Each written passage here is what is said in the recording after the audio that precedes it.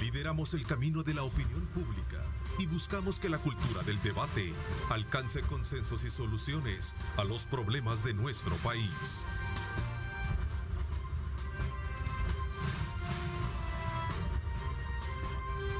Diálogo con Ernesto López.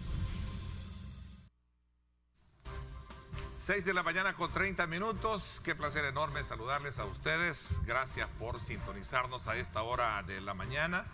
Como siempre, agradeciendo a Dios Todopoderoso por darnos ese privilegio, esa oportunidad de poder ingresar hasta la intimidad de sus hogares. Recuerde, desde el día de ayer iniciamos la apertura o reapertura de la economía del país, por medio del cual es innegable la necesidad de remarcar, recalcar que todos podamos poner de nuestra parte para evitar ser contagiados por el coronavirus.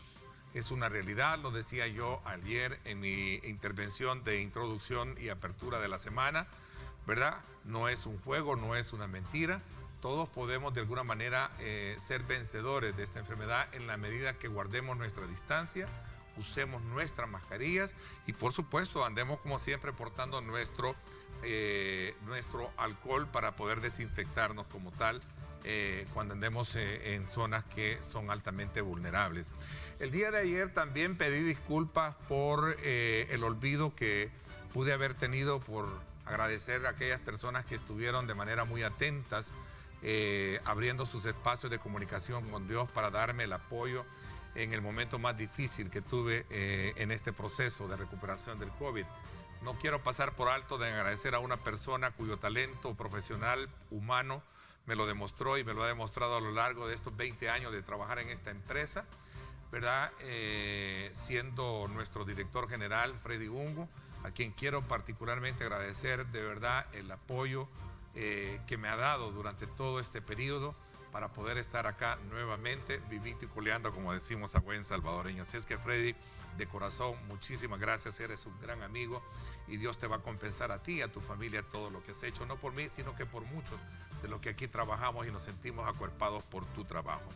Quiero también, en la misma línea, en la misma medida, reconocer ese agradecimiento de parte de mi familia, a la gerencia administrativa, a la licenciada Xiomara Rosa, muchísimas gracias de corazón también por esa solidaridad con mi familia en los momentos más apremiantes de esta situación en la que viví. No puedo pasar por alto también agradecer a mis colegas periodistas, al gremio, que el día de ayer no lo mencioné. Quiero agradecer particularmente a aquellos que se pronunciaron, a Moisés Urbina, presentador del programa Frente a Frente, que lo hizo de manera muy categórico. Muchísimas gracias, Moisés, y en igual es recíproco a mi admiración, mi respeto y mi cariño por los años que hemos trabajado juntos en algunos proyectos periodísticos en el pasado. También a nuestros buenos amigos en Canal 12, muchísimas gracias. Les agradezco muchísimo a su presidente, el señor Lorenzana, gracias por también esa solidaridad, a su colaborador, al señor Huiza. Y por supuesto también quiero agradecer a Tony Cabezas, a Diana, quiero agradecer a Pencho y Aida, que indudablemente pues han estado ahí remarcando, recalcando, Josué Natambakis en YSKL también, muchísimas gracias.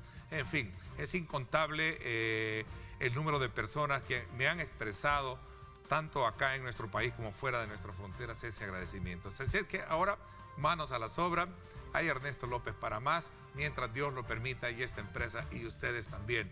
No sin antes el agradecimiento a todos nuestros clientes, anunciantes, que aún bajo mi ausencia siempre estuvieron presentes acá también para hacer posible estas transmisiones. Así es que a todos, mil gracias. Esta mañana me acompaña acá el ministro de Trabajo, Rolando Castro, con quien vamos a aprovechar también a hacer una evaluación de toda la actividad que el día de ayer, desde luego, ya se puso de manifiesto con esta apertura y la aplicación de protocolos obligatorios para las empresas. Así es que le doy la más cordial bienvenida. Gracias, ministro, por acompañarnos. Qué gusto tenerlo acá en el programa. La verdad, feliz Neto, tenerte de nuevo acá. Tú sabes que te hemos admirado, apreciado todo el tiempo y te queremos mucho. Creo que esta lección de vida nos manda un mensaje a la humanidad, lo vulnerable que somos. Dios nos manda un mensaje, lo vulnerable que somos los seres humanos. Y esto amerita un mayor acercamiento con Dios. El poder de la oración estuvo de tu parte, estuvo de tu lado. Muchos una buena cadena de oración. Y así como tú te has recuperado, oremos siempre a nuestro Padre Celestial que se recuperen todas las personas que están pasando por esta difícil situación. Sin duda alguna. Ayer yo lo decía, ministro, de cada historia, en cada enfermedad, en cada caso del COVID-19, hay una historia humana que contar.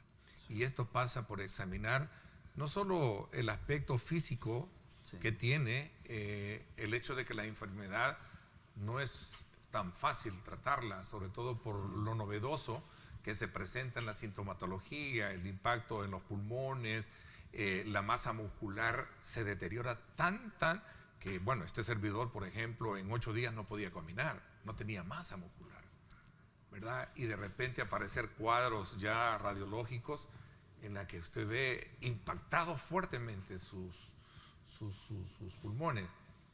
A eso le suma otros aspectos que tienen que ver con la vida social, ¿no? Con la vida, digamos, práctica de los sistemas de salubridad que tenemos. Sí.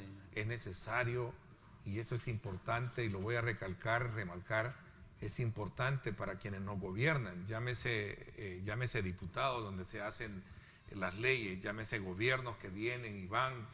Yo creo que es importante colocar y dar el énfasis pertinente a mejorar los sistemas de salud en el país. Sí. Porque el sistema de salud público, sí, de verdad, todos esos héroes que son anónimos, que están ahí, hacen de tripas corazones, ¿verdad? Y merecen ellos un mejor,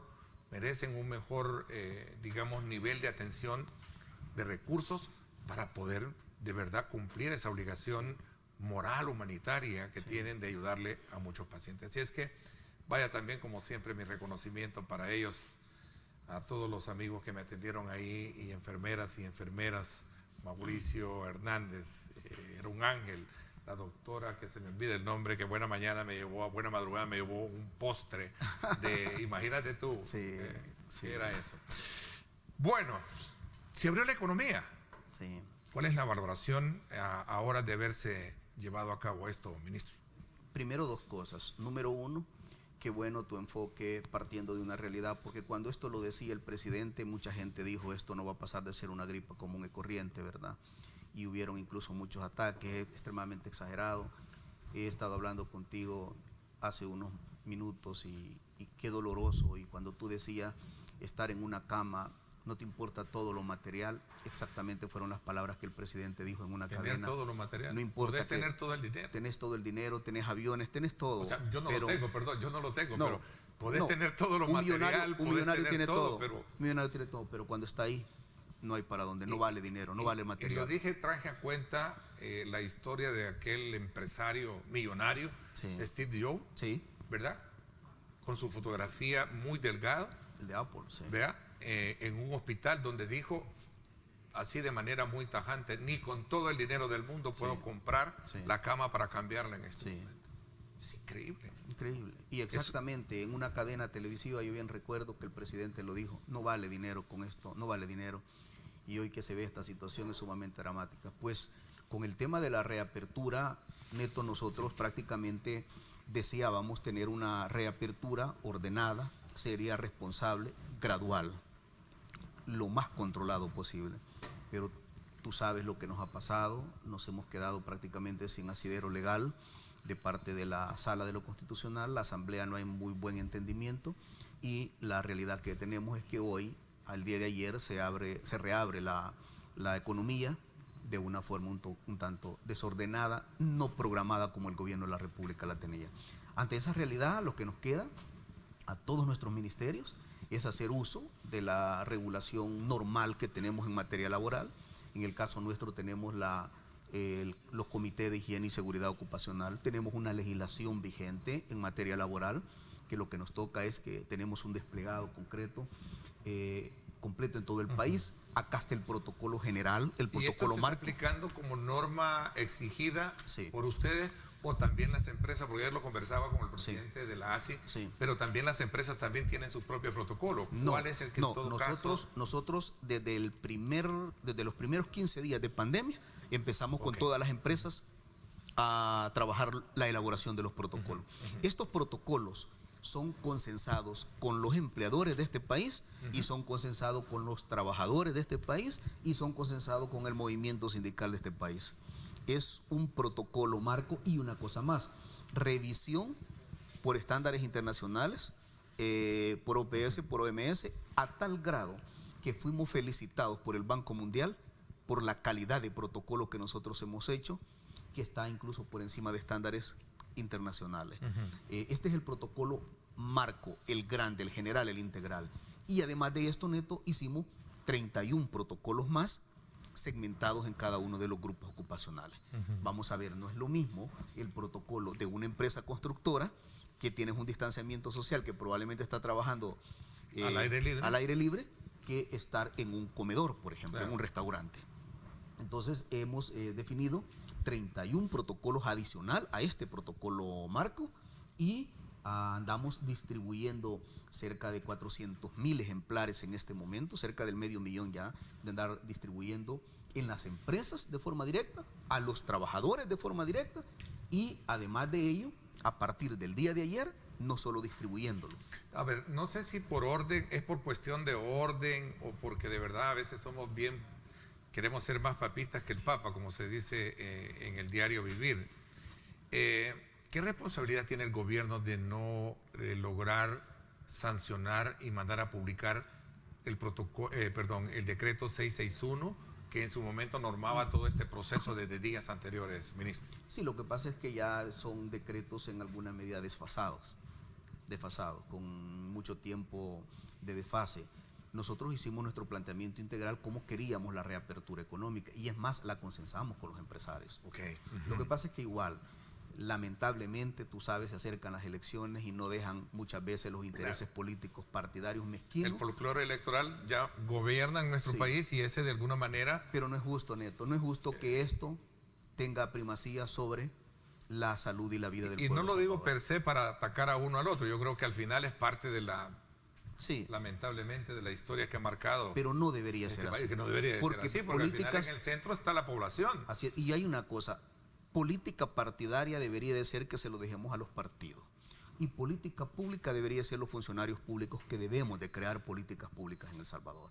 Entonces no debe de estar mezclado. Pero ¿qué tan coherente ha sido la política pública que el gobierno le ha presentado, a estos partidos y al país mismo? Pues porque ahí está el debate, y perdón un poco si quiero tratar la manera de ser ecuánime en este análisis, en este diálogo de la mañana, porque para eso es este programa, ¿no? A juicio nuestro, te lo voy a contestar como parte del gobierno, a juicio nuestro, creemos que hemos garantizado todas las normas y los estándares nacionales e internacionales con un enfoque eminentemente técnico.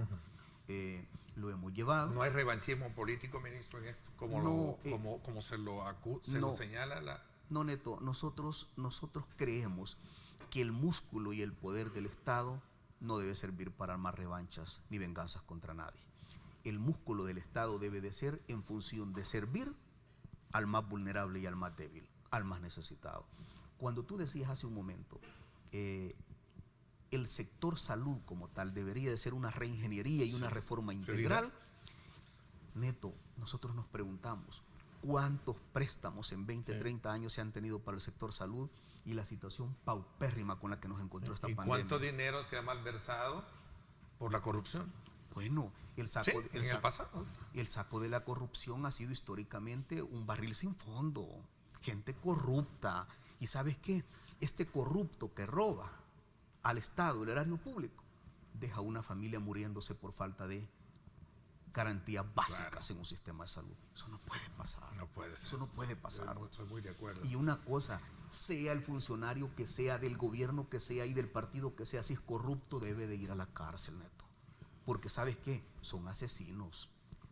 Matan gente con robarse el dinero. Claro, por supuesto. Eso es indignante y no puede pasar en cualquier gobierno.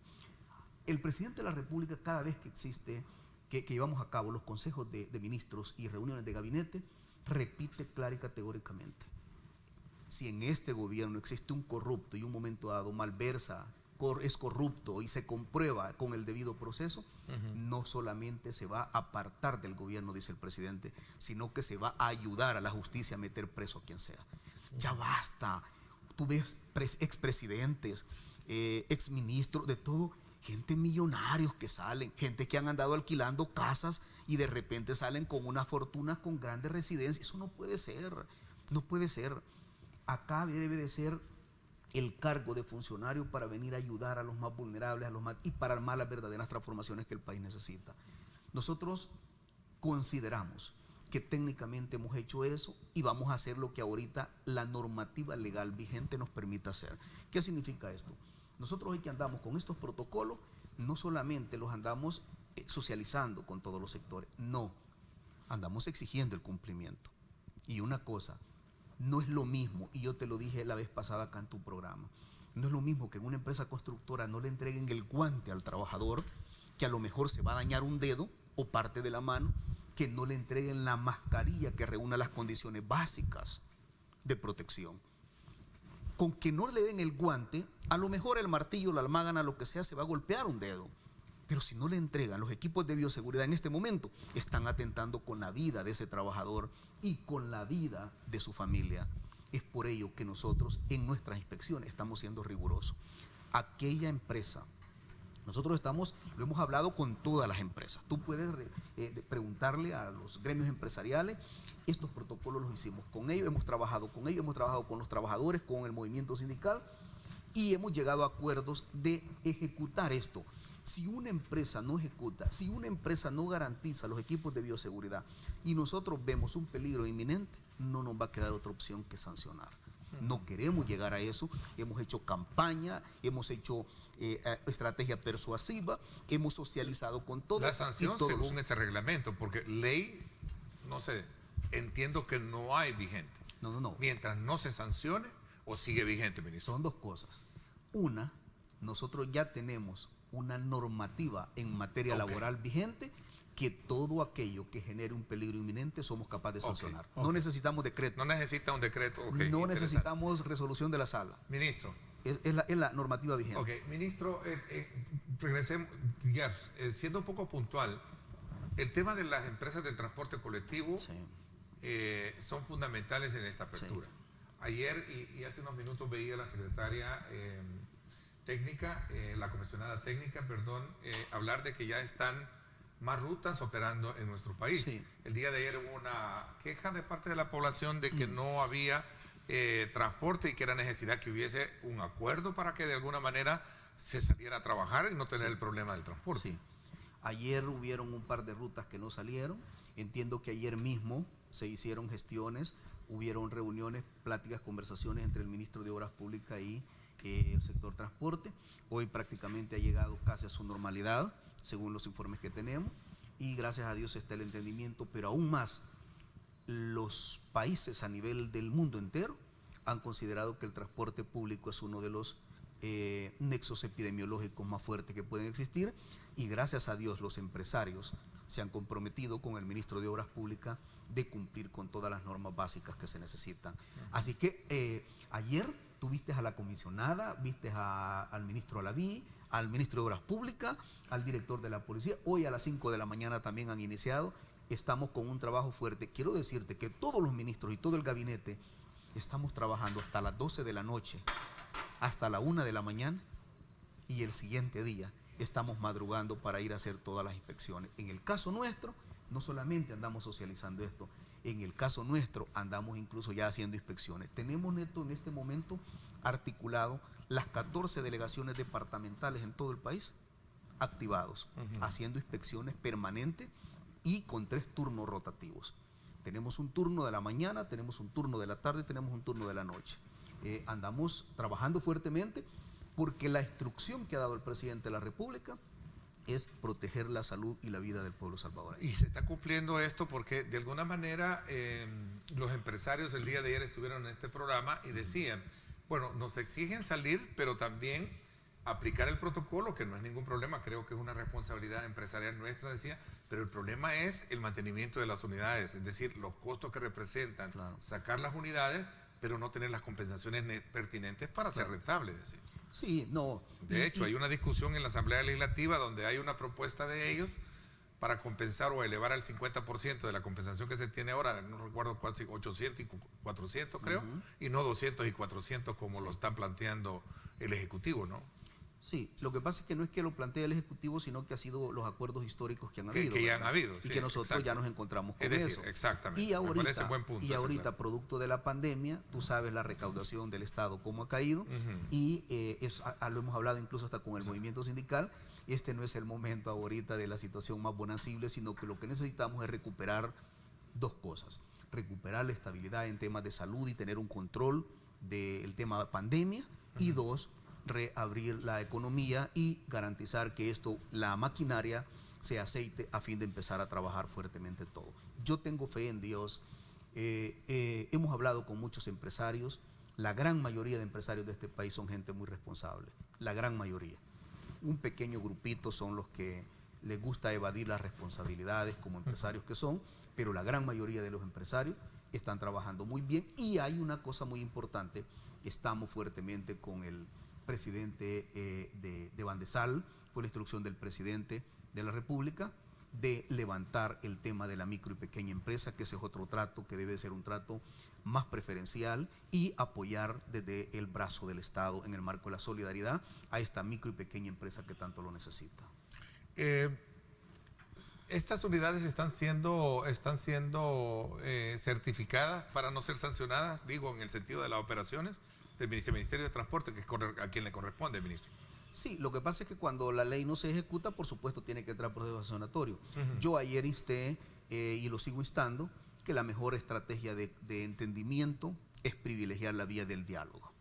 Yo conozco a muchos empresarios del sector transporte, sé que son gente racional, que en un momento dado pueden llegar a entendimiento, gente que conoce los mecanismos de diálogo y negociación, y a mí incluso me han externado que ellos están totalmente abiertos, y la instrucción del presidente también es privilegiar el diálogo con todos los sectores y actores de la sociedad. Ok, ministro, voy a aprovechar también tocar otros temas. Ha habido una denuncia que hemos conocido. Usted ayer sentó una posición en cuanto a que no van a permitir que el Seguro Social se privatice. Sí. Estaba examinando un poco la estructura orgánica, la ley del Seguro Social, y el sector privado siempre ha tenido representante. ¿Por qué ahora se dice de que quieren privatizar nombrando a dos representantes si siempre han tenido representantes del sector privado? El Consejo Superior, el Consejo del Seguro Social está conformado por representación gubernamental, por representación de la parte empleadora, los empresarios, y por la parte laboral. Lo que pasa es que los empresarios anteriormente tenían el control tripartito.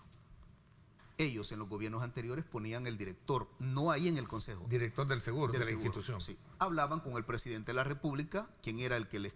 ¿Ha sido presidencialista? Claro que sí. La nominación. La ley define que quien nombra es el presidente. El presidente. Pero la buena relación que históricamente ha tenido la empresa privada con los gobiernos, especialmente de Arena y el Frente, se ponían de acuerdo y consensaban quién era. Pero no hay buena relación entonces ahora con el sector. No, lo que pasa es que ha pasado lo siguiente. Ellos tenían control, y a esto quiero llegar, de su representación, tenían control de los trabajadores que representaban ese consejo, y tenían incluso incidencia en el gobierno. Entonces prácticamente ahí no se hacía políticas públicas. Ahí se hacía exactamente la voluntad expresa del sector privado. Hoy las cosas cambiaron. Primero, quien nombra con total independencia, porque así lo dice la ley, es el presidente de la República. Y los trabajadores han tomado en el Consejo una actitud de defender los derechos habientes y además defender a la clase trabajadora. Ha habido distanciamiento con el sector privado. Y nosotros en el gobierno construimos políticas públicas indistintamente, golpea intereses o no. Entonces ellos hoy consideran que están en desventaja, y por eso hoy plantean, allá donde tienen a sus empleados en la Asamblea Legislativa, les dicen, pues entonces amplíenos. El enfoque siempre ha sido eminentemente mercantil del que se ha visto, pero nosotros somos de la opinión que la salud es patrimonio del pueblo y debe ser pública, y debemos de mejorar la prestación del servicio, debemos de luchar para sacar adelante estos sectores, pero sin privatización. Te digo lo siguiente, Neto, tú lo sabes por ser un periodista con mucha trayectoria. Yo luché desde el movimiento sindical Sí, claro, contra la privatización. Yo lo sé, eres un paladín en eso, ministro. Sí, yo luché contra eso, Neto. ¿Sabes que puede Hoy, venir ahora, en este momento, un proceso de privatización del seguro? Sí, la empresa privada no descansa siempre en privatizar, no descansa. Pero hay una Pero cosa. ¿qué tan responsable es eso desde el punto de vista con señalar directamente a familias o grupos económicos interesados? No quiero mencionarlo por respeto a ellos, Lo pero que pasa ya es lo sabemos. lo que pasa es que la voz populi, que todo el tiempo se ha sabido, que lo has sabido tú todos, Sí, sí. es que hay diputados corporativos y que muchas veces dependen incluso de los sectores fácticos de este país. Y eso lo sabe todo el mundo. Todo el mundo. Entonces, quieras o no, hay muchos diputados corporativos que responden exclusivamente a sectores empresariales de este país. Ahora, si en aquel momento, en mi calidad de dirigente sindical, luché contra la privatización, hoy yo soy, por mandato legal, el ministro de Trabajo y presidente del Consejo del Seguro Del Social. Seguro Social. Eso, creo que estoy hablando con la persona correcta para que me explique desde ese ángulo. La este orden tema, ¿no? clara del presidente, ni siquiera vamos a permitir un alfiler con un viento privatizador. No lo vamos a permitir. La instrucción del presidente de la República es clara, que la salud es patrimonio del pueblo y debe de defenderse como ello. Yo ya hablé con nuestra gente del Consejo, ya hablé con todos los líderes sindicales del Seguro Social, ya estamos hablando con los derechohabientes y la respuesta, Neto, es contundente. Este gobierno no va a permitir ni siquiera un alfiler de un viento privatizador. Ese es el comentario que hacía el presidente de la República, ahí lo teníamos Sí. en la ¿verdad? Sí. Donde dice nuestra clase trabajadora, y tenemos acuerdo con todos los sindicatos, que no vamos a permitir ningún intento privatizador en vista de la conspiración que actualmente está haciendo la Asamblea Legislativa. Estamos listos para defender el Seguro Social como patrimonio del pueblo. A ver, asumiendo el papel del ausente, ministro, en la Asamblea Legislativa se consultaron a varios diputados y decían, esta es una cortina de humo para un poco distraer aspectos que están relacionados con algunas fallas dentro del gobierno. Ellos lo que dicen es que están queriendo combatir la corrupción. Tú de repente te preguntas, Neto, cuando ves diputados, cuando ves partidos que históricamente han saqueado el Estado salvadoreño. Y no lo digo yo, lo dice la historia reciente. Lo dice que allá en Nicaragua tenés a un expresidente corrupto preso en la frontera de Nicaragua, porque no puede salir. No puede salir. Tú tienes expresidente del gobierno de Arena detenidos, presos. Y tú tienes y conociste en la Voz Populi muchos diputados incluso que recibían sobresueldo. Salió en noticias periodísticas y todo eso. Tú tienes incluso partidos políticos negociando con grupos criminales. Entonces, quieras o no, hoy esos mismos se convierten en la auditoría social de este gobierno y dicen, nosotros exigimos cuentas claras. No deja de ser paradójico, pero muy inmoral, que esto es como que el ladrón está juzgando al juez. No digo, Moisés, que en estos 5 años... Ernesto. Ernesto, es que como lo saludaste con una deferencia muy no, clara. claro, por supuesto. No digo, Neto, que un momento dado alguien se le quiera pasar la mano en este gobierno, pero en el momento que se la pase el presidente se la corta. En el buen sentido de la palabra, el sentido figurado. No vamos a permitir en este gobierno que toda esa endemia política de corrupción institucionalizada en el gobierno se lleve a cabo. Entonces tú cuando ves esos diputados, estoy exigiendo cuentas, pido información, estoy auditando, es que está bien, ¿sabes qué? No deberían de auditarnos 84 diputados a nosotros deberían de auditarnos los 5 o 6 millones de salvadoreños, Neto. Porque en el momento que el pueblo esté vigilante del actuar de un funcionario, tiene menos posibilidad un funcionario de ser corrupto. Entonces, no es una sospecha, es solamente una sospecha de proceder a querer privatizar el seguro. No van con esa vía. Fíjate, primero... Pero algo en concreto que me permita la primera modificación dicen que el Consejo, se necesita que el Consejo defina al director y subdirector. ya no el presidente. Neto, En el pasado el presidente lo ha hecho siempre. Siempre lo ha hecho. ¿Por qué ¿Y quiénes lo están haciendo ahorita? ¿Quiénes lo están solicitando? Arena y el FMLN. ¿Y ellos por qué en el momento que estuvieron no hicieron eso? Primero. Segundo, dicen que hay que ampliar la representatividad del sector empresarial y piden incluso incorporar 2 personas más. Si ya están representados. Otra cosa es que tú no tengas representación, pero si ya está representado, ¿qué quieren? Entonces, ¿qué es lo que tienen la estrategia gradual de ir primero nombrando a un director, a un subdirector, y después de ello ir tomando la gradualidad y correlación de fuerza en el consejo? Y después entra ya el mercantilismo como plantearon. Fueron tan ingratos que en plena pandemia dijeron que ninguna parte patronal pagara el salario de un trabajador y que todos lo pagáramos del Seguro Social. ¿Tú te enteraste de eso? Okay. No es un factor distractor, no, cortina de humo para poder de alguna manera desvirtuar algunos cuestionamientos. Es al contrario. Mientras el gobierno está centrado enfrentando la pandemia y la reapertura económica, ellos nos están jugando allá la vuelta. Porque claro, como ellos no hacen nada, tú dime 2 decretos legislativos que en estos 20, 30 años ha sido en realidad modelo para ayudar al pueblo salvadoreño. Los diputados no han hecho nunca nada positivo. ¿Qué es lo que hacen? Mientras el gobierno está enfrentando pandemia, mientras el gobierno está enfrentando el aspecto climático, la lluvia, etcétera, un montón de emergencias que se nos han dado, ellos están jugando la vuelta ya, pensando y conspirando cómo golpear al gobierno. Eso no se vale. El Seguro Social se gobierna con la representatividad de los 3 sectores, la patronal, ¿verdad?, laboral y también el gobierno. El gobierno, ¿verdad?, el ejecutivo. Vamos a estar a la expectativa de qué es lo que pasa alrededor de esto. Son las 7 de la mañana con 2 minutos, me voy a la pausa. Cuando regresemos, otros temas de país, desde luego que vamos a aprovechar con la presencia del ministro de Trabajo acá en nuestros estudios.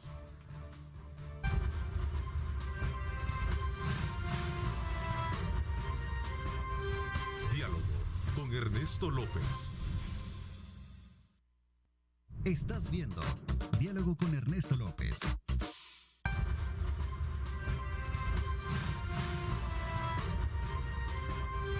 Diálogo con Ernesto López. Bueno, gracias nuevamente por estar con nosotros a esta hora de la mañana. Vamos a aprovechar a hablar otros temas. A eso de mediados del mes de agosto se conoció, y tú denunciaste también, ministro, la muerte, el asesinato de un dirigente sindical. Sí. ¿Sí? Sí. Sí, es una cosa. Esto, en el contexto de un país en el que se supone que esto ya cambió, ¿es producto de una violencia o de intereses, o es causales de la delincuencia común? No, nosotros, el dirigente sindical se llamaba Weder Arturo Meléndez, y este dirigente tenía cerca de 15 años de ser dirigente sindical.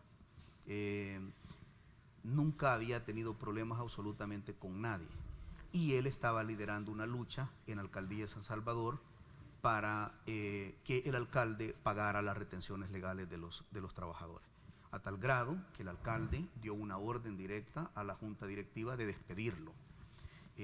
No pudo despedirlo porque él, aparte de ser dirigente sindical, estaba por la ley de la carrera administrativa, y aparte de eso formaba parte de la Comisión de Servicio Civil, que son los que, de la Comisión de la Ley de la Carrera Administrativa, que son los que definen las sanciones. Prácticamente no lo pudo despedir.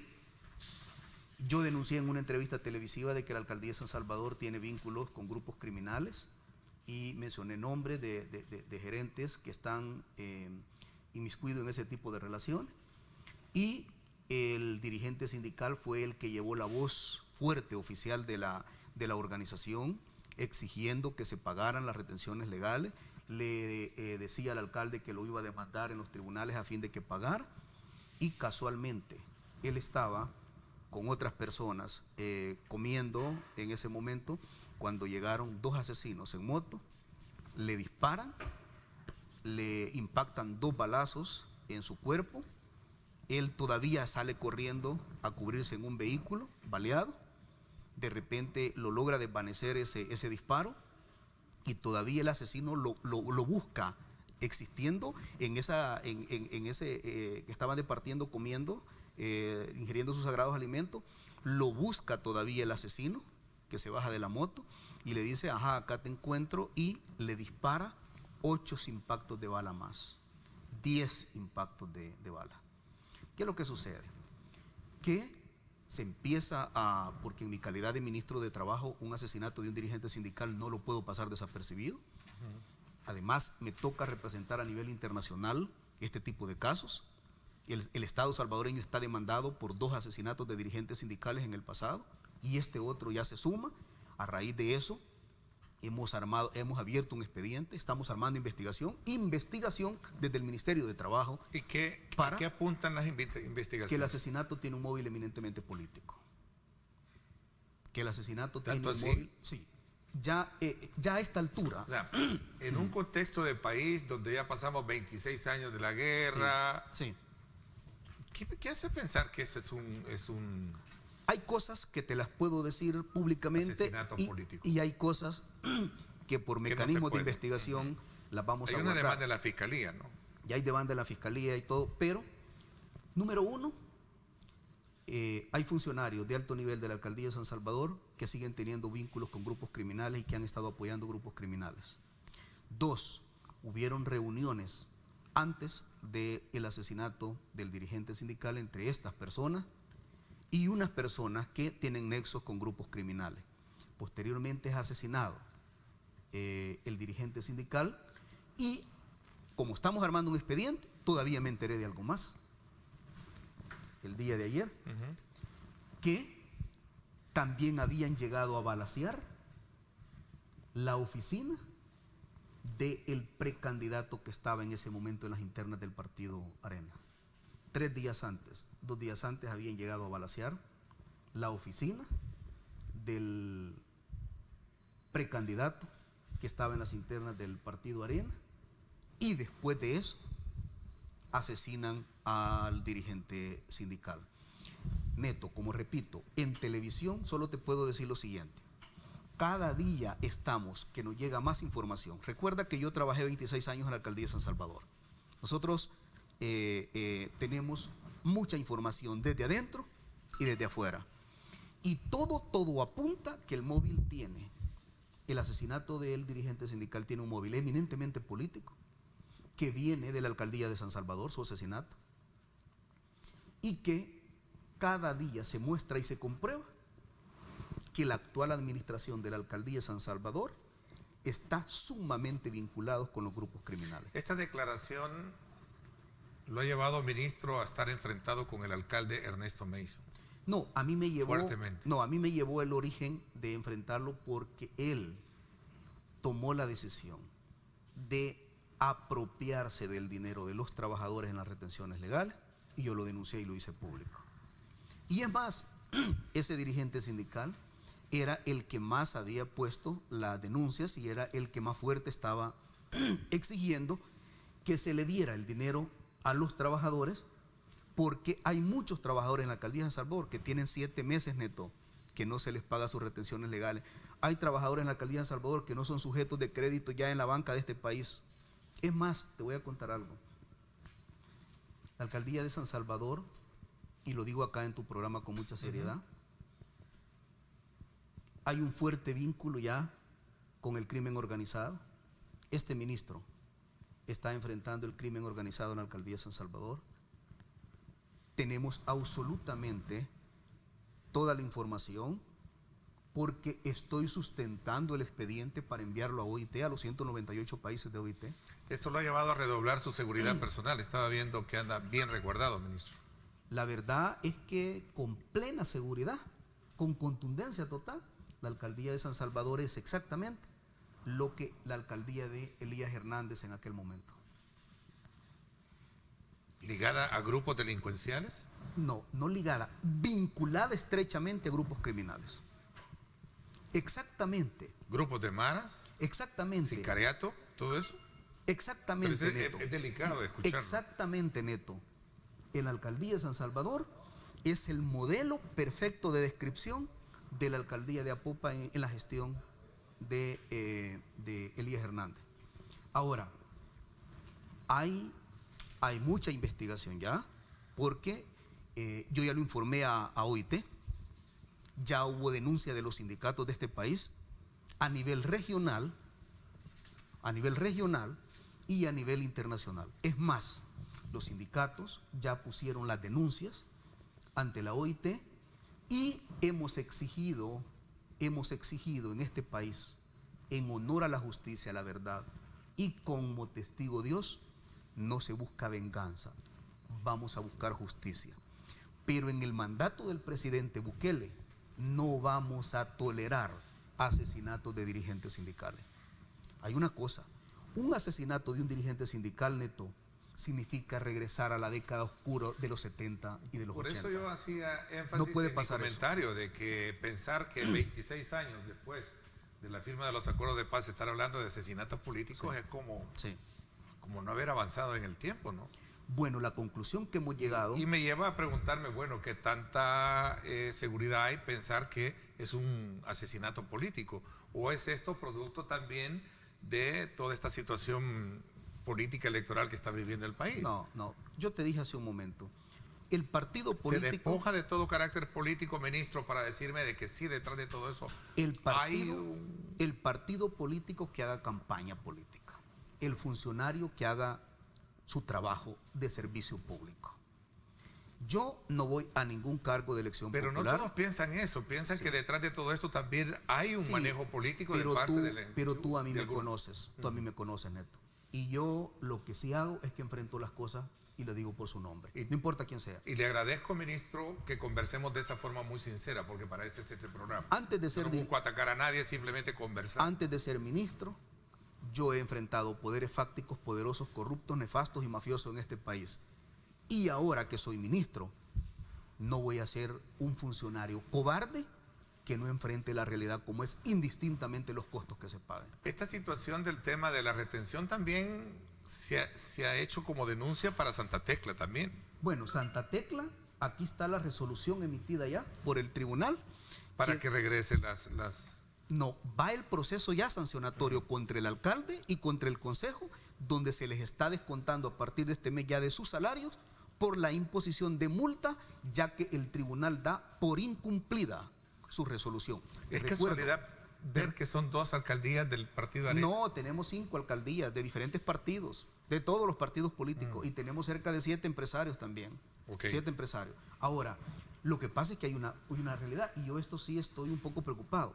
La Fiscalía tiene meses en sus manos ya las denuncias, donde incluso mandaron a llamar a los trabajadores para mostrar el agravio del trabajador. Ya fueron, ya pasaron, ya se entregaron constancias de sueldo, ya se encontraron constancias de los bancos, ya se entregó constancia de las AFP, ya se entregó seguro social, todo, absolutamente todo, y veo que va demasiado tardado la intervención fiscal. Debe de actuarse de inmediato. En este país hay una cosa, Neto, la ley debe de aplicarse, el peso de la ley, a todo infractor, sea quien sea. Y, como te repito, yo vine a un cargo de funcionario público a 2 cosas. Una, a cumplir la ley y hacer cumplir la ley. Lo que pasa es que en este país el Ministerio de Trabajo era la bella durmiente de que no servía para nada. El Ministerio de Trabajo era la tapadera de la corrupción que un empresario, tú ibas y ponías la denuncia este día y el siguiente día el empresario llamaba al despacho para quitarle cualquier tipo de cosa. Todavía estamos en un proceso de que ese ministerio lo tenemos que levantar, pero hay una cosa, vamos a hacer justicia en función de los más vulnerables. A este cargo hemos venido a ayudar a los más vulnerables. Y una cosa más, repito, recalco esto, no venimos a hacer venganza. La venganza es de aquella persona que tiene suciedad en su corazón. A ver, ¿no temes que en algún momento vayan a haber represalias de carácter jurídica? Porque en su momento, y asumiendo el papel del ausente, el alcalde Ernesto Mason se ha desligado de todo ese tipo de vinculación, en primer lugar, y en segundo lugar, ha dicho que aguarda precisamente toda acción de carácter penal para esclarecer esta situación. Esto no lo digo yo. Allá en el juzgado segundo de instrucción, el alcalde Ernesto Mason está llegando a firmar todos los meses. ¿Y sabes por qué está llegando a firmar todos los meses? Bueno, precisamente tiene el caso en el cual se le vinculó directamente con el tema de grupos delincuenciales. No se le vinculó. Hay un video judicializado donde aparece con el fajo de dinero entregando a las pandillas y todavía tiene el descaro públicamente de decir que va a mostrar su inocencia. Es que en este país En este país es el arte de la magia, de convertir la realidad en una mentira. Espérate, esto no lo digo yo, Neto. Esto lo dicen ustedes, que lo han publicado en medios de comunicación. Eso lo dice un video judicializado en el juzgado segundo de instrucción, y que esa persona va todos los meses a firmar porque tiene medidas sustitutivas a la detención, producto de que negoció, entregó dinero para los grupos criminales a cambio de asesinar personas honestas en este país, a cambio de votos. No lo digo yo, no lo digo yo. Lo dicen los tribunales. Okay. Y hay una cosa, está bien, pasó ese proceso, sigue manteniendo la alcaldía de San Salvador vínculos con grupos criminales. Y una cosa, tengo temor, el temor es del ser humano, es normal. Yo no soy una persona valiente, pero estoy dispuesto a llegar hasta las últimas consecuencias, porque en nuestro gobierno no vamos a permitir asesinatos de dirigentes sindicales y ningún tipo. Tú has visto cómo el Plan Control Territorial. Tenemos por primera vez en la historia 0 homicidios en algunos días, lo cual nunca por décadas, incluso cuando negociaron con estos grupos criminales, no se lograba.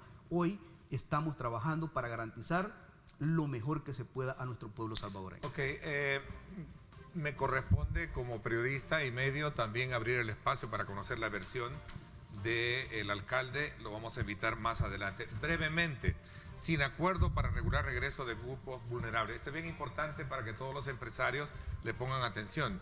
Quiénes vienen y quiénes no vienen en esta etapa, aún sin esa, digamos, figura legal que muchos están discutiendo que no hay a partir del decreto de no la sanción y la publicación del decreto 661. Nosotros hemos sacado un decreto ejecutivo donde planteamos claramente e instamos a todos los sectores públicos y privados lo siguiente. Número 1, las personas mayores de 60 años a hacer teletrabajo. Número 2, las mujeres en estado de embarazo, que en alguna medida se tomen las consideraciones con el teletrabajo. Y número 3, las personas con enfermedad crónica. Solo estos 3 segmentos que te he mencionado, Neto, solo estos 3 segmentos pueden colapsar el sistema de salud en El Salvador en este momento con esta reapertura desordenada. Nosotros como gobierno estamos instando. ¿Por qué instando? Porque no tenemos asidero, porque la sala nos ha bloqueado, no nos permite legislar. Eso es uno. Y dos, nosotros estamos planteando que cada uno, incluso de los segmentos gerenciales, valore las condiciones internas para evitar las aglomeraciones. Eso es lo que nos queda ahorita como gobierno. Ok, entonces estas personas están autorizadas a no venir, a no presentarse a sus trabajos. Estamos instando al país completo que estos 3 segmentos tengan todas las consideraciones, que privilegien el teletrabajo con ellos y fundamentalmente que si pueden armar turno rotativo a fin de evitar las aglomeraciones. Ministro, le agradezco mucho la confianza, la apertura para poder hablar de estos temas que hemos estado abordando en el programa. Gracias por acompañarme. Y nuevamente te abrazo desde la distancia social y orando siempre con nuestro Padre para que el resto de personas que pasaron o están pasando la situación que tú pasaste, también tenerlos nuevamente venciendo el COVID. Gracias, ministro, le agradezco mucho. Vámonos a la pausa cuando regresemos. Me acompaña acá en el estudio la diputada Milena Mayorga, quien denuncia no solo el bloqueo de su trabajo parlamentario, sino que también sus aspiraciones a buscar una candidatura no partidaria. Vamos a hablar con ella sobre eso y otros aspectos importantes que están pasando en nuestro país. Vamos a la pausa.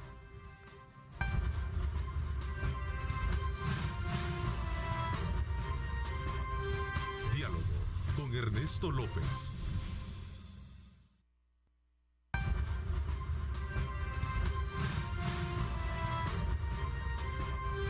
Diálogo con Ernesto López. Bueno, gracias nuevamente por estar con nosotros a esta hora de la mañana. Son las 7:23. Gracias a usted por estar frecuentemente participando, enviándonos sus comentarios. Como siempre, los invito para que participen y puedan sumar con algunas argumentaciones o preguntas claras, breves, para que nos ayuden a formulárselas a nuestros invitados. Milena Mayorga, diputada independiente, ex Partido Arena. Hoy con nosotros aquí esta mañana. Qué gusto saludarte, Milena, bienvenida. Ernesto, el gusto es mío y qué alegría volverte a ver. Ya te extrañábamos también en este foro y estábamos hablando tras cámara, que es una nueva oportunidad de vida que Dios te ha dado. Así es, para la gloria y honra de nuestro Señor Jesucristo. Milena, Has estado, obviamente, después de tus decisiones que han sido bien marcadas en la Asamblea Legislativa, denunciando de que las cosas en lo que fue anteriormente tu partido no se han estado haciendo bien. Obviamente, eso te ha traído a ti consecuencias y denuncias que no solo ahora te están bloqueando en tu partido, sino que también en el papel que te corresponde desarrollar en el trabajo parlamentario, ¿cierto? Bueno, de hecho, en la última vi que no te quisieron dar la palabra porque no representas a ninguna fracción grupo parlamentario. El problema que yo tengo es la inseguridad jurídica en la que me encuentro, porque no soy del grupo parlamentario de Arena, porque yo renuncié al partido Arena, y tampoco soy diputada independiente, porque la Junta Directiva no me recibió mi declaratoria de independencia. Entonces, por eso es que yo los he demandado en la Corte Suprema de Justicia. Tiene 1 mes y medio ya la demanda en la Corte Suprema de Justicia, y a través de este medio también pues les digo a los magistrados que hagan lo correcto. Y lo correcto es tutelar mis garantías constitucionales como diputada, porque ese limbo jurídico es lo que me llevó a que no me cedieran la palabra, porque el grupo parlamentario de Arena, al cual pertenecí, ya tenía asignadas las 3 personas que iban a replantear las preguntas o repreguntar en cada una de las intervenciones. Es por eso que se me niega durante más de 10 horas el uso de la palabra, ni siquiera por el orden. Y aquí sí el presidente de la Asamblea, Mario Ponce, tiene la potestad de, por el orden, cederme la palabra. Ni porque personalmente se lo pedí, ni porque se lo manifesté ya de una forma más alterada en el curul, haciendo ruido, porque es que realmente es un atropello a la libertad de expresión que como diputada tengo a través de tomar la palabra y representar y ser la voz del pueblo. ¿Y qué es lo que querías plantear en ese momento cuando todo el mundo estaba, primero, enfocado en el caso muy en particular de la intervención con el ministro? Segundo, ya había plenamente un test que era del conocimiento de todo. ¿Pensabas cambiar un poco o la dinámica de las intervenciones? Claro, lo que pasa es que es importante también tener todos el panorama, y yo estuve presente, yo aparecí en ese video que ellos también proyectaron. No se dejó proyectar el video de la contraparte del ministro, y cuando vuelvo a pedir con insistencia la palabra fue después del bochornoso espectáculo del grupo de mujeres FMLN Arena, que llegan a agredir, y llegaron muy violentas a exigirle respeto al ministro. Miren, esa escena, es por eso que yo, por el orden, solicité la palabra, porque no es con violencia como nosotros vamos a garantizar el derecho que tenemos las mujeres de una vida libre de violencia. Ahí mismo, en esa misma interpelación, me violentaron a mí el derecho de la libertad de expresión, y el grupo parlamentario de mujeres no se pronunció, pero sí se pronunció por otra de las diputadas del FMLN. Entonces vemos cómo están instrumentalizando constantemente las instituciones para sus fines políticos. Y era importante también pronunciarme en este tema, como en cualquier otro. Es mi derecho, poner mi opinión, replantear alguna pregunta, etcétera. Es mi derecho. Y tanto el coronel Armendáriz, que agradezco esa gentileza, que me cedió el derecho del grupo parlamentario del PCN para que yo pudiera hablar. Imagínate el mensaje que estaba mandando. ¿Y sabes lo que dice al final? ¿Cuándo ella dejó de ser diputada? ¿Cuándo? Es que yo soy diputada de la República, Ernesto, aquí no hay diputados de primera y segunda categoría. Entonces ese es un tema de inseguridad jurídica que esto ya frente a la Corte Suprema de Justicia y está en sus manos, porque es un atropello. Pero esto no me va a impedir esta lucha, esta batalla que estamos dando en contra de la corrupción. Y es así como responden ellos cuando se sienten amenazados, porque saben que sus proyectos políticos están por finalizar, ya están caducando, tienen un tiempo y saben que el pueblo salvadoreño los está observando. Y cuando vemos ese matrimonio nefasto, ese pacto de corruptos, Arena, FMLN, ahora con el PDC, instrumentalizando todas las instituciones que tienen a su favor. Vimos una elección de la Corte de Cuentas de la República que nuevamente no son los candidatos más idóneos y se reeligieron. Y sobre todo cuando está en investigación uno de los magistrados por cometer un delito y dar información que es privada. Por otra parte, también, Ernesto, vemos que nuevamente se están juntando y vimos que están ofreciendo ya los votos para destituir al fiscal general de la República. Y es así como ellos, como ya él está en esta cruzada en contra de la corrupción, de la elusión fiscal, de la evasión fiscal, en contra de los delitos de extorsión, venta de armas, entre otros, donde ya tocó a 2 exministros de la Defensa que están con arresto en sus casas. Y además tocó, porque por negociaciones de un expresidente de Arena, otra persona que tiene que ver con evasión fiscal, está tocando los poderes fácticos, está tocando realmente... ¿Tú crees que la petición que hace Velázquez Parker de alguna manera busca coartarle el trabajo al fiscal por todo ese tipo de acciones que tú estás mencionando? Mira, yo no vengo como Milena Mayorga a defender a Raúl Melara, vengo a defender al fiscal que se eligió en su momento y que lo dejemos trabajar y lo tenemos que apoyar. ¿Está haciendo bien el fiscal a tu criterio? Bueno, tuvo las agallas de ir a pedir el desafuero del doctor Norman Quijano. Fueron 2 votos de la Asamblea Legislativa quienes no permitieron que él se presentara ante la justicia. ¿Cuál es el mensaje que le mandamos a la población nuevamente desde la Asamblea Legislativa? Tiene las agallas de tocar 2 exministros, un expresidente de Arena y sobre todo también una empresa en donde es de una familia muy reconocida y que probablemente están cometiendo el ilícito de no pagar los impuestos debidos, ¿verdad? Evasión fiscal. Entonces, cuando tú ves que está tocando todos los poderes fácticos, es normal que ya no le es útil para el sistema y por eso lo quieren apartar.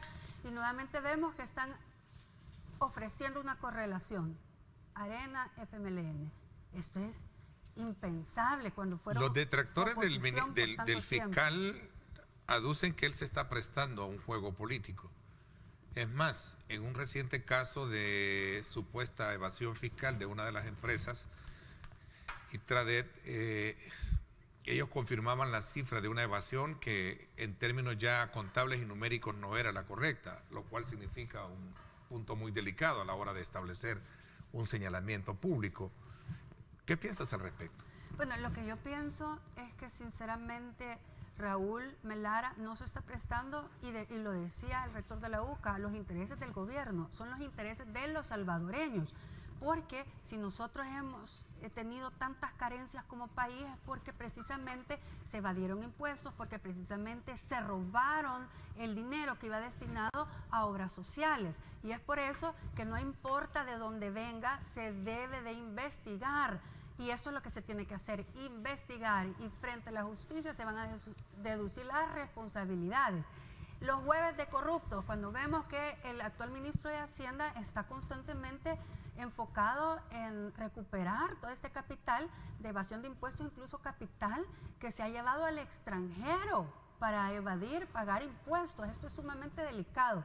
Y estos son los cambios que la gente está esperando de una nueva clase política. Y por eso te digo, estar jugando con la correlación en la Asamblea Legislativa y señalando a un fiscal que realmente está haciendo su trabajo, está haciendo lo correcto. Luego serán en los tribunales en donde se presenten las pruebas.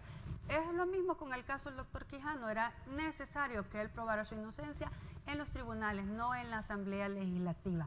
Pero es lo que te digo, nunca va a ser fácil la batalla en contra de la corrupción, porque donde hay corruptos hay corruptores. Y cuando se tocan los corruptores es lo más delicado, porque es de los que nunca se hablan, Ernesto. Y esto es lo que ha sucedido en mi caso en la Asamblea Legislativa, que he estado constantemente apuntalando sobre esos temas y no te han dejado hablar. Y con el tema de la Corte de Cuentas, ¿por qué fue? ¿También no tuviste oportunidad de poder cuestionarlos directamente? No, claro que sí. Recuerdo que sí. Lo hice desde hace 3 meses, que empecé a señalar que ya estaba listo el acuerdo para una reelección, y tal cual yo lo señalé 3 meses antes, terminó siendo. Bueno. ¿Y por qué la molestia del diputado Mario Ponce como presidente? ¿Por qué la molestia del diputado Vargas? Que los dos cometieron también una falta muy grave de violencia política e incluso con señalamientos. Sí, ¿te sentiste bien con la disculpa? Creo que fue lo correcto. Mira, por lo del fuero constitucional, Ernesto, no se puede proceder más que a través de la Fiscalía y que haga un requerimiento el fiscal para que ellos se disculpen públicamente. Mira, pero eso parece ser, las agresiones contra la mujer, pareciera ser que es un folclore de temporada, tú. No, y además... ¿De verdad? ¿Sí o no? Sí, hoy Hoy en las redes sociales tú ves que por un lado, para una, para otra. Y yo te voy a decir, la verdad que debería de pararse. La segunda pandemia más grande es la violencia. Y cuando hablamos de la violencia política hacia la mujer, es lo que está haciendo que muchas mujeres que son aptas para poder ir a un cargo, competir por un cargo, empoderarlas desde el punto de vista no político. lo hacen porque les da miedo. Pero también están dando surgimiento a otras violencia. también. A mí me encanta ver a muchas ahora que están por ahí, independientemente de sus valoraciones de ideología, ¿no? Inés Martínez, que va con Nuevas Ideas, Zulén Ayala, que va con el PDC. No, yo más bien me refería mejor a Tania Pastor. Ella sí es realmente un gran perfil. ¿Y por qué solo a ella si también las otras tienen derecho? Porque lo que pasa es que las otras se han muerto. Estamos hablando de erradicar un poco la violencia y la discriminación contra la mujer. No, yo creo que todo el mundo tiene derecho. Tiene derecho, pero yo prefiero referirme a Tania Pastor, que tiene las credenciales, tiene la experiencia. Claro, tengo también esta tribuna de reconocer precisamente el liderazgo que debe representar la mujer en el papel de la política. Pero yo creo que es así la democracia, ¿no? Y la gente puede escoger, pero lo importante es la participación de las así mujeres. Tania va no partidaria. No partidaria. Y ya voy a hablar también, porque tú querías correr por una candidatura no partidaria, ¿no?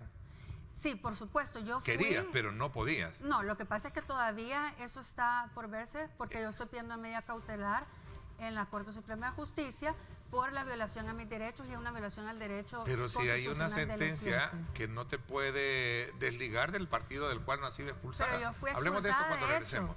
Es una gran diferencia. De hecho, pero no de derecho. Y es lo que estoy yo comprobando. Pero no de derecho. Lo que pasa es que no filmaron el papel. Okay, interesante. Vamos a hablar de eso cuando regresemos. Y gracias a ustedes por estar participando. Son las 7:37.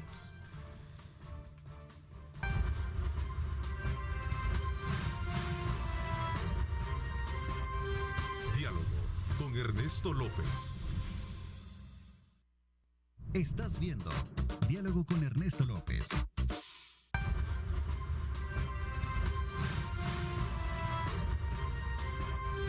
Diálogo con Ernesto López. Gracias nuevamente por estar con nosotros. Milena, decías que tú en su momento también preferías correr, o mejor dicho, por una candidatura no partidaria. Sí. Tú has puesto ¿cómo se llama? Un recurso, ¿sí? Un amparo. Un amparo, perdón, gracias por la corrección. Para que de alguna manera se clarifique y te dé la oportunidad de participar con una candidatura no partidaria. Sí. ¿Cómo lo que pasa es que es un derecho constitucional. Sí, ¿cómo piensas romper ese esquema jurídico sentado en una sentencia, perdón el término, donde establece de que no puedes participar en una, digamos, por un cargo público si no estás desafiliado de un partido, como es el caso Arena? Estoy desafiliada. Yo ya no estoy afiliada al partido Arena. Pero no expulsada. Pero sí lo estoy probando, que me expulsaron por más de de un hecho año. O derecho. Exacto, de hecho. Y en muchos casos en materia judicial, por ejemplo, sí se pueden comprobar situaciones de hecho. Y es lo que nosotros queremos plantearle y le he querido plantear a la sala, una secuencia de hechos donde, por supuesto que me expulsaron por más de un año completamente apartada de la fracción, completamente apartada del partido Arena, sin las garantías como diputada para trabajar.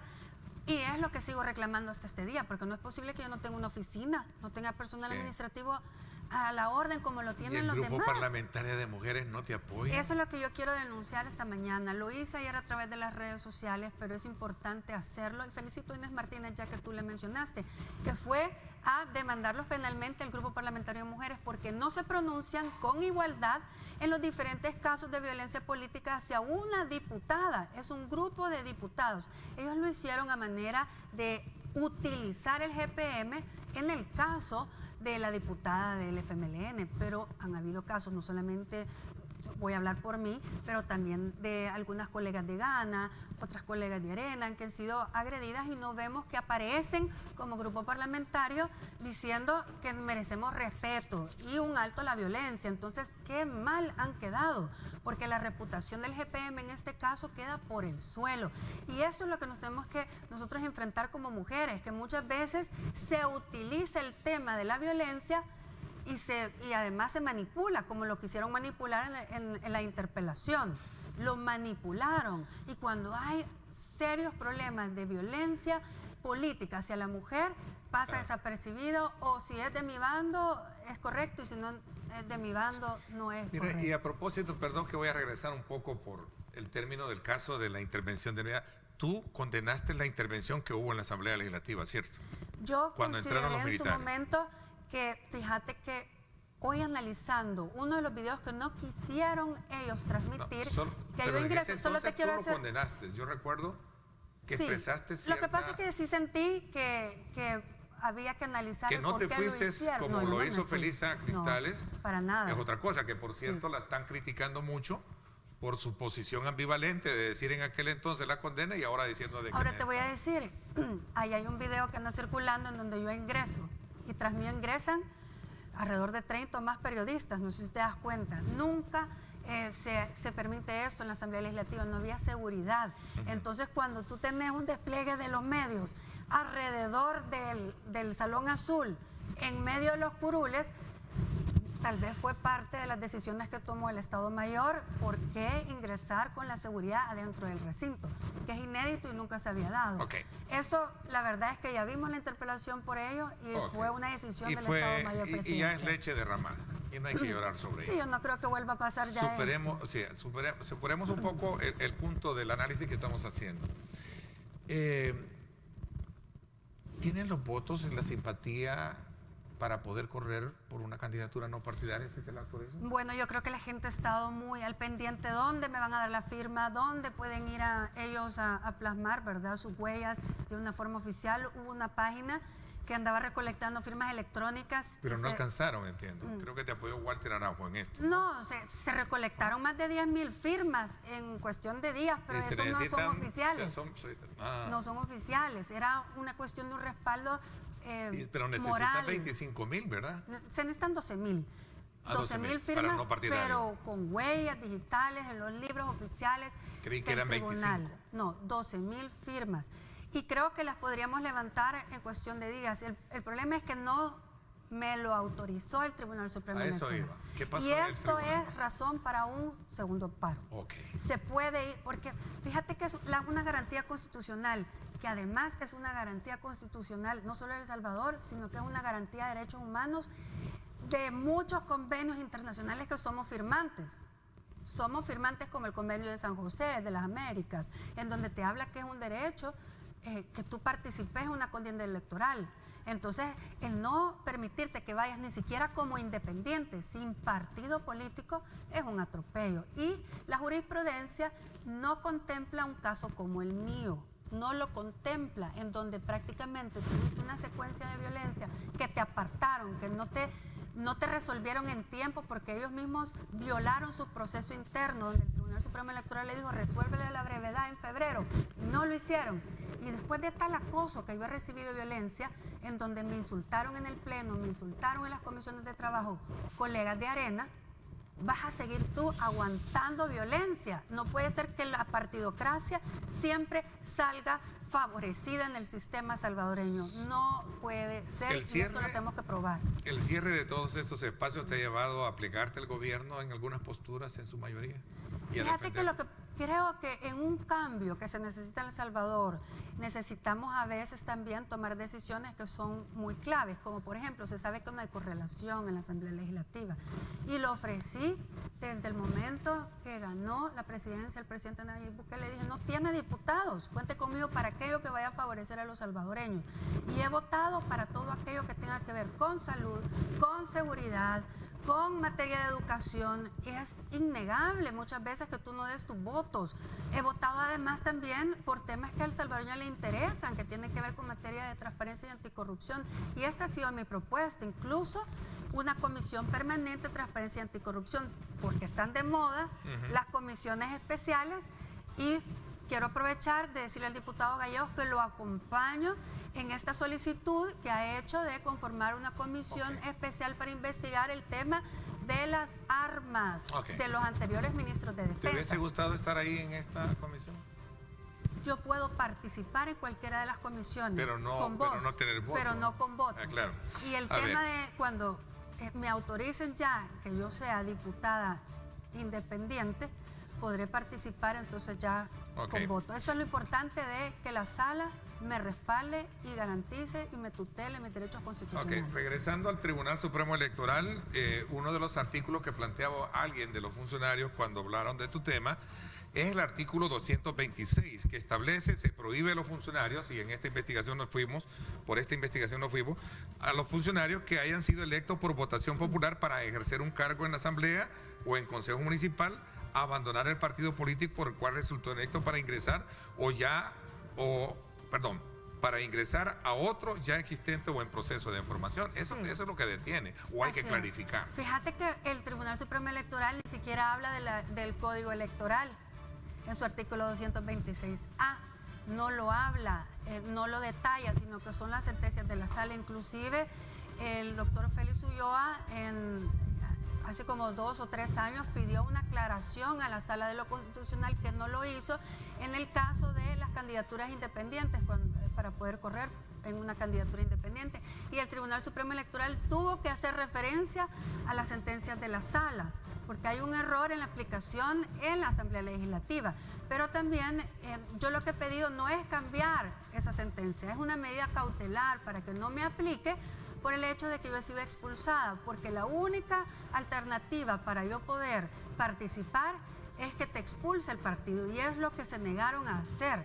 No quisieron expulsarme maliciosamente para impedir mi derecho democrático y constitucional de poder participar en una contienda electoral. Esto fue maliciosamente, y es lo que estamos probando, porque ellos se excedieron en una medida cautelar que me está a mí también, mira, algo de una militante se excedió al ámbito legislativo, y Arena no tiene por qué excederse en sus limitantes, transgrediendo a la diputación, porque a mí esa medida cautelar de Arena me afectó en mi diputación, en mi derecho como diputada, de tener todas las garantías y todo lo que se necesita para poder trabajar correctamente por el beneficio de la gran mayoría, que es el pueblo salvadoreño. Es que cuando a ti te eligen, tú dejas de ser diputado de un partido y te conviertes en una diputada de todo El Salvador, ni siquiera solo del departamento de San Salvador.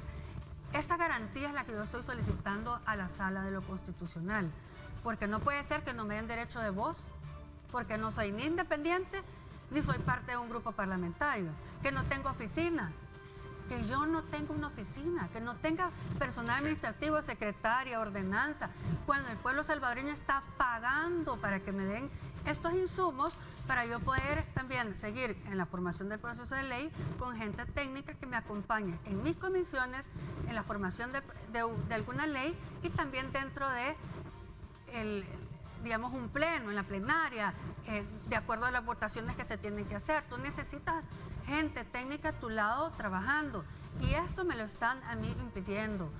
Esto es parte de la denuncia, pero también, Ernesto, yo lo que veo es que ellos no me quieren dar mis recursos, porque con mis recursos Arena tiene contratado a activistas que les van a hacer campaña política. Entonces estarían perdiendo bastantes plazas, por decirlo así.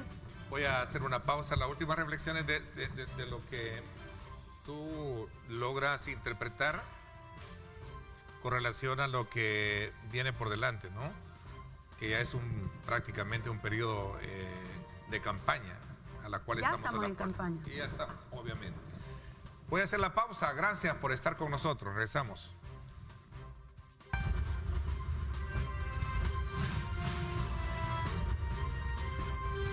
Diálogo con Ernesto López. Estás viendo Diálogo con Ernesto López.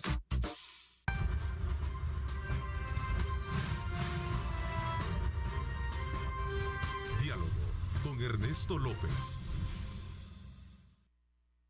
Bueno, gracias nuevamente por estar con nosotros. A usted que nos envía sus comentarios, también les agradecemos muchísimo el estar ya activos en las redes sociales, enviándonos sus preguntas y comentarios. El reglamento interno de la Asamblea le da poder a los grupos parlamentarios por sobre los diputados como representantes del pueblo, nos dice Paul Steiner, nos escribe. Saludos, Paul.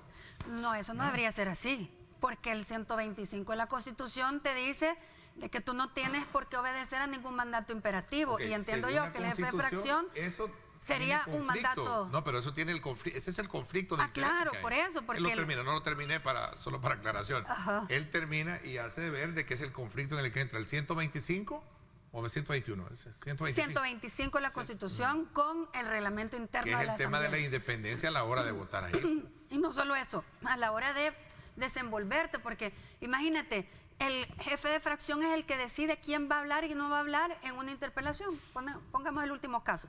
Y como yo no soy parte del grupo parlamentario de Arena, no me cedieron la palabra.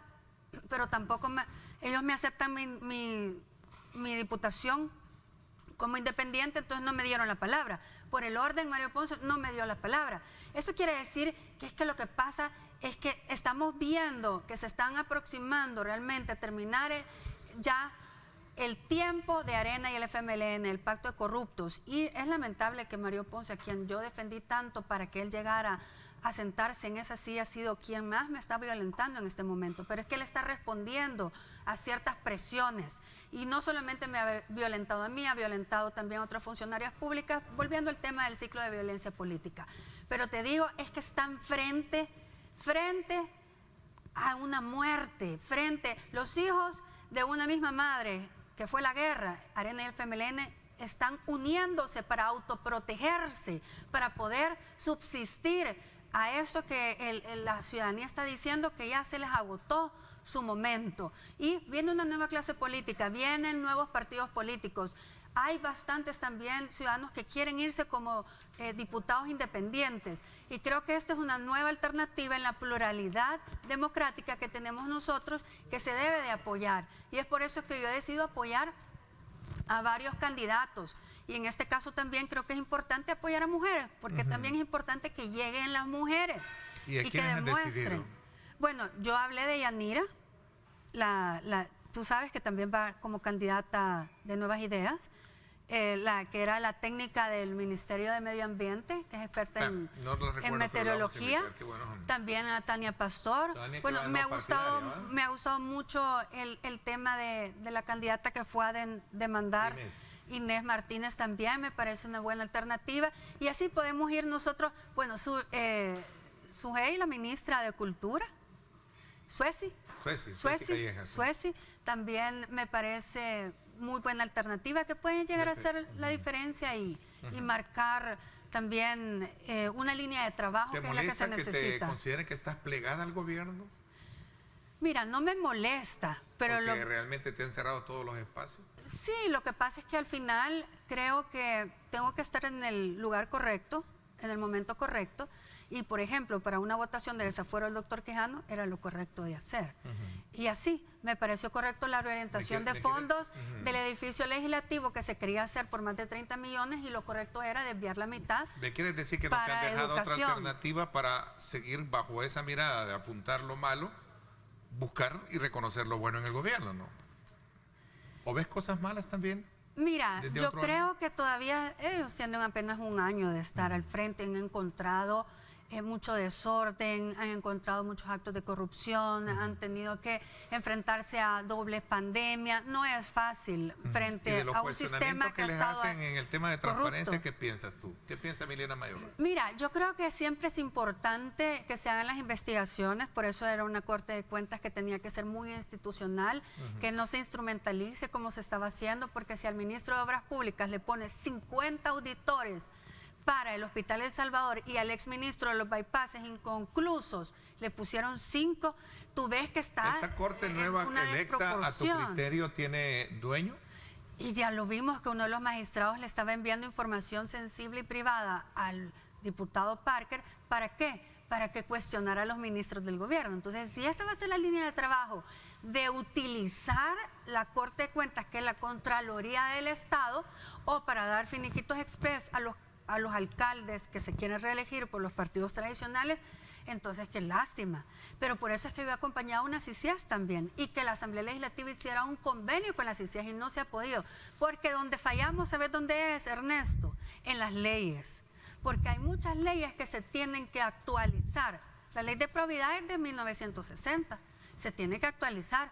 Yo también impulsé una ley de nepotismo que se pague con cárcel. Es decir, la transparencia y anticorrupción siempre tiene que ser el camino correcto.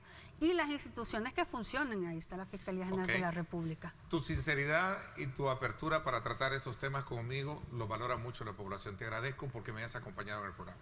No, gracias a ti, Ernesto, y saben que la batalla y la pelea contra los corruptos nunca va a ser fácil, y por supuesto que te van a tratar de bloquear, y es lo que están haciendo conmigo, pero vamos a encontrar otros espacios para poder seguirlos representando, y al final creo que hay bastantes alternativas para seguir adelante, y si hay que esperar, pero todavía tengo fe, no solamente en Dios, sino que harán lo correcto la Corte Suprema de Justicia. Ok, te agradezco muchísimo a ustedes, gracias por habernos acompañado. Como siempre, recuerden guardar distancia social, usar la mascarilla, andar su alcohol gel y prevenir el COVID-19. Gracias, pásenla bien y como siempre recuerden lo más importante, amar a Dios sobre todas las cosas. Lideramos el camino de la opinión pública y buscamos que la cultura del debate alcance consensos y soluciones a los problemas de nuestro país.